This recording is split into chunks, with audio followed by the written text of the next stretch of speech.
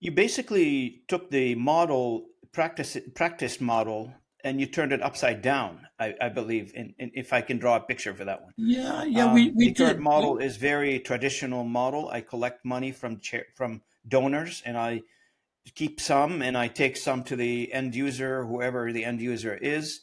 However, that piece of the pie is shrinking by all metrics.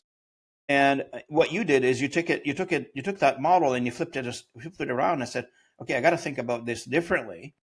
And by thinking differently, meaning that I'm going to take more of that piece of the pie and send it to the end user. And I know you and I talked about a few examples of those.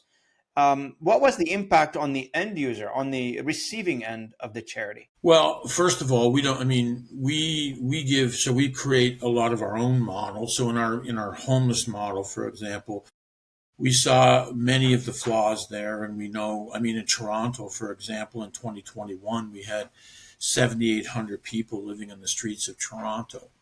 And in 2024, the end of last year, we had 15,600 people living in the streets of Toronto. That's double. That's over double. So what's So we're going not on? solving anything, So big no, Stephen, right? we're not. And as it gets worse and more people come in, even if they're taking 1,000 people off, well, there's 1,500 people going back on. So it's just a vicious cycle. And you have to come up. The problem with as a strategist, and this is where really I kind of as a creative business strategist. So that's how I can strategically build the models, but make them creative so that they actually work. And so as that, I looked and said, okay, I want to do a program like our homeless program. So the homeless program right now, every city in North America will tell you the same thing. We're building affordable housing. Oh, it's a lack of affordable housing. Wow, it's amazing to listen to that. Where the reality is that subsidized housing is really the solution. That's what we do. And we make sure through subsidized housing that those people stay off the street. We make sure also that we provide in our program job training and guaranteed jobs. So they are going to stay off the street. They're now being assimilated back into society and given responsibility, given hope. So, there's I mean, it's so detailed.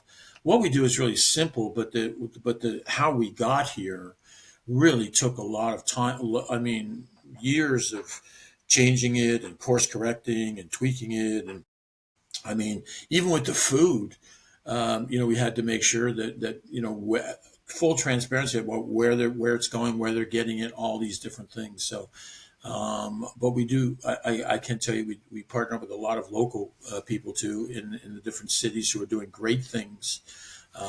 So it's just really been a fun thing, and I think you're going to see it now that we've kind of received. We're at that point now of acceptance. Now it's going to explode. Now you're going to see something really special over the next few years.